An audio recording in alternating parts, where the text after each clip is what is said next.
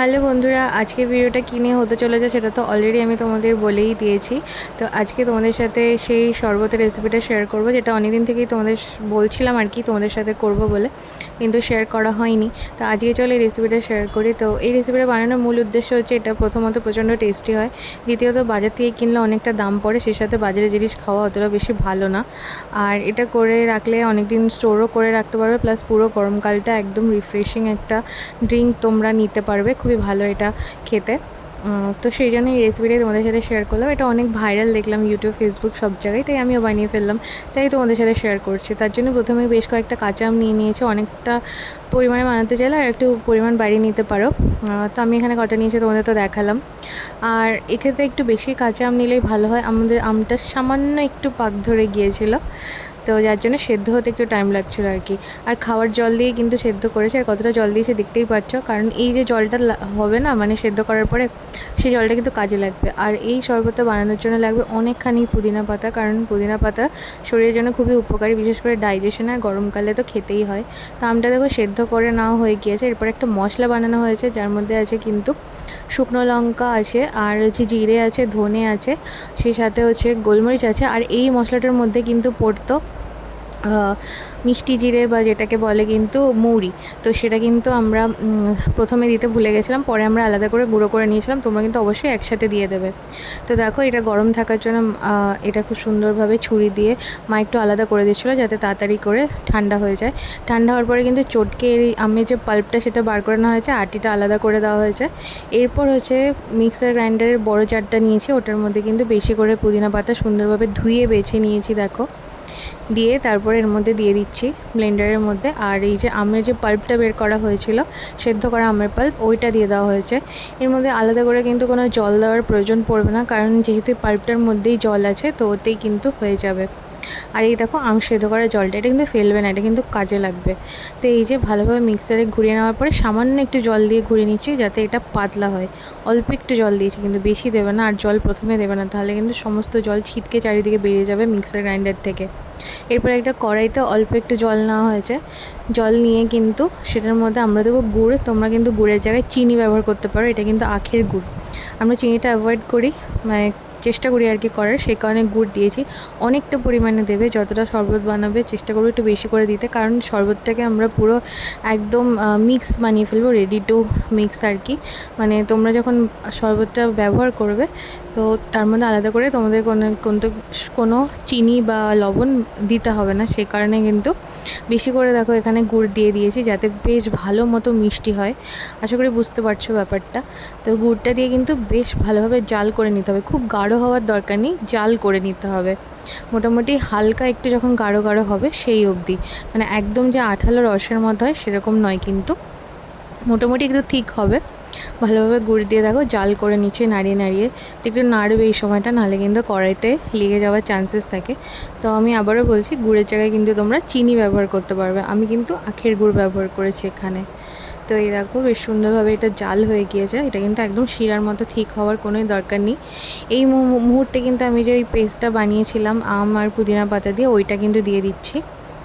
দেখতেই পেলে, এর মধ্যে ঢেলে দেওয়ার পরে ভালোভাবে সুন্দরভাবে একটা হাতা দিয়ে এরকম সুন্দরভাবে এটা নাড়িয়ে মিক্স করে নিতে হবে, আর বেশ কিছুক্ষণ। আর গ্যাসের যে আঁচটা থাকবে ওটা কিন্তু মিডিয়াম টু লো থাকবে, এটা কিন্তু হাই হিটে দেবে না, তাহলে কিন্তু লেগে যাবে। আর ওই যে জলটা ছিল আম সেদ্ধ করার জল, ওটা দিয়ে কিন্তু এটা একটু গাঢ় হয়ে গিয়েছিলো, সেই জন্য ওটা দিয়ে কিন্তু সুন্দরভাবে পাতলা করে নিয়েছি এটা। তো খুব বেশি গাঢ় হবে না জিনিসটা, একটু মানে বুঝতেই পারছো কনসিস্টেন্সিটা। আমি তাছাড়া তোমাদের দেখিয়ে দেবো কীরকম কনসিস্টেন্সি হবে, তাহলে তোমরা কিন্তু বুঝতে পারবে। সামান্য একটু গাঢ় গাঢ়, খুব বেশি ওয়াটারিও নয় কিন্তু। তো ভালোভাবে দেখো গুড়ের সাথে, মানে গুড়ের যে শিরা বানিয়েছিলাম তার সাথে কিন্তু আমের এই পাল্পটা মিশিয়ে নিচ্ছি, আর তার সাথে কিন্তু অল্প একটু করে করে জল দিচ্ছি। একবারেই কিন্তু ঢেলে দিইনি, অল্প করে করে দিয়েছি। তো এটা বানাতে কিন্তু খুব বেশি সময় লাগে না, একটু এই জাল করার টাইমটা একটু ধৈর্য ধরে করতে হয়। বাকি একবার করে রেখে দিলে কিন্তু বহুদিন পর্যন্ত স্টোর করে ফ্রিজের মধ্যে রাখা যায়। তো দেখো আমি নাড়িয়ে নাড়িয়ে সুন্দরভাবে জাল করে নিচ্ছি। তো এটা একটু নাড়তে হবে, কারণ কি বলো তো, এর মধ্যে যেহেতু গুড় আছে, আর সেই কারণে এটা লেগে যেতে পারে, সেই জন্যই কিন্তু নাড়িয়ে নিচ্ছি ভালো করে। তো এটা প্রায় হয়ে আসছে, সেই সময় দেখো আমি পরিমাণ মতো এর মধ্যে দিয়ে দিয়েছি বিট লবণ। পুরোটাই কিন্তু তোমাদের নির্ভর করবে তুমি কতটা মানে আম নিয়েছো তার উপরে। তো আমি যতটা নিয়েছি সেই সাপেক্ষে এটা দিয়েছি, মানে নোনতা নোনতা হবে না আর কি, মিষ্টি লবণের ব্যালেন্স থাকবে সেই বুঝেই কিন্তু দেবে, সবটাই কিন্তু স্বাদ অনুযায়ী। তো এই যে দেখতেই পাচ্ছ দিয়ে দিলাম। আর নর্মাল যে সাদা লবণটা হয় সেটাও কিন্তু আমি অ্যাড করেছি। তো দুটো লবণই তোমরা দিতে পারো, অথবা শুধুমাত্র বিট লবণই দিতে পারো, তোমাদের যেটা চয়েস। তো আমি দুটো লবণই দিয়েছি, যাতে একটু মানে সাদা লবণটাও থাকলো আর নর্মাল বিট লবণটাও থাকলো, দুটোই ভালো লাগবে। দিয়ে আবার কিন্তু ভালোভাবে মিক্স করে নিচ্ছি। এরপরে যেটা করব সেটা হচ্ছে যে ভাজা মশলাটা বানিয়েছিলাম সেটা কিন্তু নামানোর কিছুক্ষণ আগে ভাজা মশলাটা কিন্তু মিক্স করে নেব। তার আগে দেখো বেশ সুন্দরভাবে দেখতেই পাচ্ছ উপরটা একটু ফ্যানা ফ্যানা মতো হয়েছে, তো বুঝতে হবে যে এই অবস্থায় যেটা হয়ে আসছে, আর বেশিক্ষণ এটা জাল দিতে হবে না। তো এটা জাল দেওয়ার একটাই কারণ কি, যাতে এটা বেশি দিন আমরা রাখতে পারি, তো জাল না দিলে কিন্তু এটা বেশি দিন থাকবে না। তো দেখো এই মোমেন্টে দিয়ে দিচ্ছি সমস্ত যে মশলাটা বানিয়েছিলাম ভাজা মশলা, সেই ভাজা মশলাটা দিয়েছিলাম। আর সেই সাথে কিন্তু আমরা আলাদা এক্সট্রা করে কিন্তু ওই মুড়ির যে পাউডারটা বানিয়েছিলাম ওটা দিয়েছি, যেহেতু আমরা একসাথে দিতে ভুলে গেছি। তোমরা কিন্তু একই সাথে করে নেবে, একই সাথে মুড়িটা অ্যাড করে নেবে, আমাদের মতো ভুলে যাবে না, তাহলে কিন্তু ভালো ফ্লেভারটা আসবে না। তো আর পুদিনা পাতাটা একটু বেশি করেই নেবে, তাহলে কিন্তু কালারটাও সুন্দর আসবে, আর সেই সাথে টেস্টটাও খুব ভালো আসবে, আর উপকারটাও বেশি হবে। আর তোমরা কিন্তু এর মধ্যে ফুড কালার ব্যবহার করতে পারো, গ্রিন ফুড কালার, তাহলে একটু দোকানের মতো দেখতে লাগবে, কিন্তু আমরা ন্যাচারালটাই রেখেছি। তাছাড়া ফুড কালার বাজারে অতটা অ্যাভেলেবেলও ছিল না, ওই কারণে দেইনি। তো দিলে কী বলো তো, দেখতে ভালো লাগে। আর গ্যাসের আঁচ বন্ধ করে দেওয়ার পরে কিন্তু এর মধ্যে দিয়ে দিচ্ছে একটা গোটা লেবুর রস, পাতি লেবুর রস। তোমরা এখানে গন্ধরাজ লেবু ব্যবহার করতে পারো, ভালো একটা স্মেল হবে। তো আমরা নর্মাল লেবু দিয়ে কিন্তু এটা গরম গরম অবস্থায় সুন্দরভাবে কিন্তু নাড়িয়ে নিচ্ছি। এবার আর কিছু না, এটাকে একটা বোলের মধ্যে দেখো ট্রান্সফার করে নিয়েছি। তো এটা কতটা ঠিক হয়েছে দেখতেই পাচ্ছ যে কীরকম হয়েছে, যে তাল জাল দিয়ে রাখলে যেরকম একটা কনসিস্টেন্সি হয় না, সেরকম। তো এবারে একটা এরকম কাচের বোতলের মধ্যে কিন্তু আমরা এটা স্টোর করেছি। দেখো এটা একটা কাচের বোতল, অবশ্যই কাচের বোতলের মধ্যে স্টোর করবে।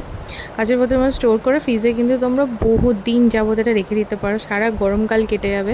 আর এটা খেতে কিন্তু ভীষণই ভালো হয়, তো অবশ্যই কিন্তু ট্রাই করো। ট্রাই করার পরে বুঝলাম যে এটা এত কেন ভাইরাল। তা আমি দেখো এটা গ্লাসের মধ্যে কিছুটা পরিমাণ নিয়ে নিয়েছি, একটু বেশি করেই দেবে, তাহলে কিন্তু নুন চিনি কিছুই তোমাদের আর এক্সট্রা করে দিতে হবে না। আর আমি কিন্তু এখানে চিয়া সিডস ভিজিয়ে রেখেছিলাম, ওইটা দিয়েছি। তোমরা কিন্তু এর মধ্যে বেসিল সিডসও দিতে পারো, যে সবজা না কী বলে, ওইটা দিতে পারো। আমার কাছে চিয়া ছিল, আমি তাই চিয়া দিয়েছি, আদারওয়াইজ কোনো কিছু না দিলেও চলে, নর্মালি খেতে পারো। আমি তো এর আগে নর্মালি খেয়েছি। তারপরে জল দিয়ে দিলাম পরিমাণ মতো, ঠান্ডা জল গরম জল যেটা ইচ্ছা, বরফ দিতে পারো, তোমাদের যা ভালো লাগে, কিন্তু এক্সট্রা করে কিচ্ছু দেওয়ার দরকার নেই, না লবণ না চিনি। তো তোমাদের যদি মনে হয় তাহলে তোমরা অ্যাড করতে পারো। তো এই যে রেডি হয়ে গেল, অবশ্যই কিন্তু বাড়িতে বানিও আর আমাকে জানিও কেমন লাগলো। টাটা।